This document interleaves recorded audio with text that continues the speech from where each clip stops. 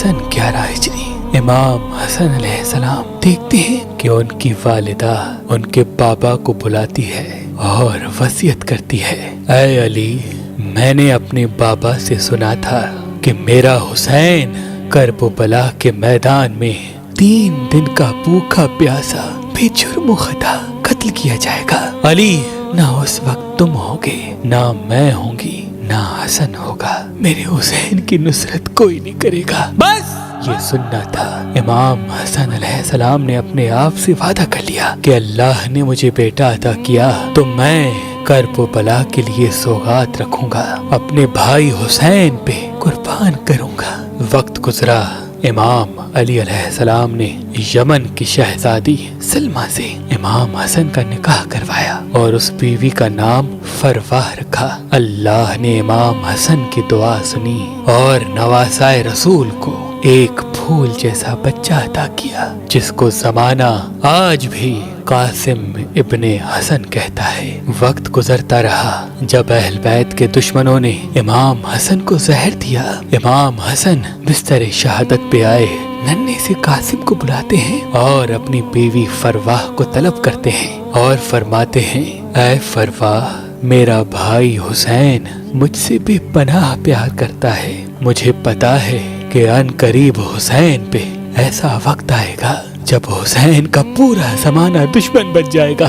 फरवाह, हर एक माँ अपना अपना बेटा हुसैन के कदमों पे कुर्बान करेगी। फरवाह, मेरा भाई कासिम के लिए तुम्हें इजाजत नहीं देगा। मैं एक तावीज तुम्हें लिख के देता हूँ, जब करबला में हमारे कासिम को शहादत की इजाजत ना मिले तो मेरे भाई हुसैन से कहना कि ये तावीज खोल के पढ़ ले। बस आ गया वो जमाना जब हुसैन के खून की पूरी दुनिया प्यासी बन गई। 10 मुहर्रम के दिन अजीजो अकारिब शहीद होने लगे। इमाम हसन का शहजादा बार बार अपने चाचा हुसैन के पास आते हैं और दस्ते अदब को जोड़ के अर्ज करते हैं, चाचा हुसैन, मुझे भी इजाजत दें ताकि मैं भी अल्लाह के दीन पे कुर्बान हो जाऊं। इमाम हुसैन रो के फरमाते हैं, ऐ कासिम, तुम मेरे भाई की निशानी हो, तुम्हें मैं कैसे नजरों से जुदा करूं। बस जैसे ही इस परेशानी को जनाब कासिम की वालिदा ने महसूस किया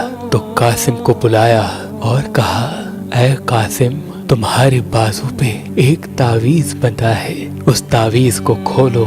जब तुम ये तावीज अपने चचा को दिखाओगे तुम्हें इजाजत मिल जाएगी। शहजादा कासिम उस तावीज को खोल के इमाम हुसैन की खिदमत में आते हैं। इमाम हुसैन तावीज को खोल के पढ़ते हैं। उसमें तहरीर था, ऐ मेरे भाई हुसैन, कासिम को मैंने करबला के लिए मांगा था, इसे इजाजत दो ताकि ये भी अल्लाह के दीन पे कुर्बान हो जाए। बस ये पढ़ना था।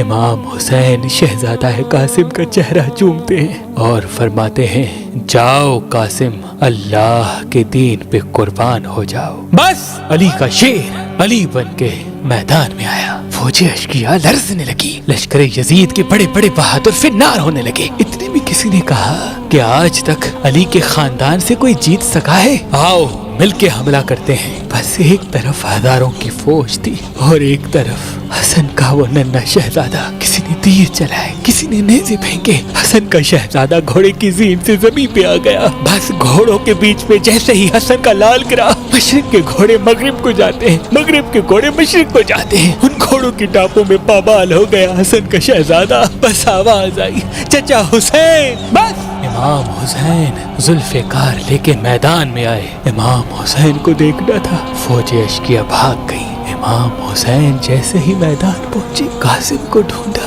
कासिम की लाश को न पाया। कहीं से कासिम का पाँव मिलता है, कहीं से कासिम का हाथ मिलता है, कहीं से कासिम का सीना मिलता है, कहीं से कासिम का सर मिलता है। इमाम हुसैन ने अपनी अबा में अपने भतीजे के टुकड़ों को चुना और खेमे में आए।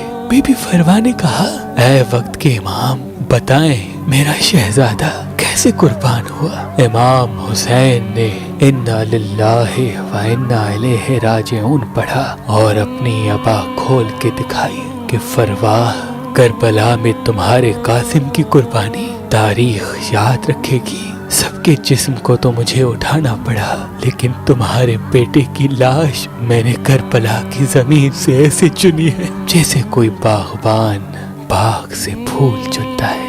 سلام ہو کربلا کے شہید قاسم ابن حسن پر۔